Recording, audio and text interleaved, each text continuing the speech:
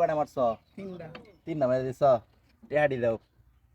আসলে গাড়ি টিপ মারার পরে টেহাডি হাতে নিলে মানে টাকাগুলো হাতে নিলে কেমন লাগে সেটা আসলে অনুভব করার মতো।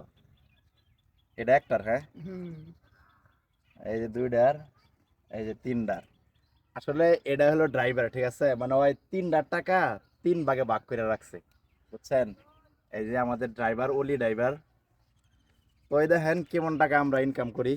এখানে হলো আমাদের কত, এখানে 3000, ঠিক আছে, মানে কাছেরটা টিপটা, হ্যাঁ, 2000, 3000, 3700, হ্যাঁ, না 3800, 3800, এইখানে 3800, বুঝছেন। মানে আপনার এই জিনিসগুলো বুঝছেন, দিন শেষে এইগুলো হলো আমাদের আত্মা। অনেকে আবার কি করে জানেন, এই গাড়িগুলা টিপ নেওয়ার পরে টাকাগুলা বাকি দেয়। আসলে আমরা কষ্ট করে গাড়িতে তেল ভরি, ড্রাইভার ভাড়া দেই।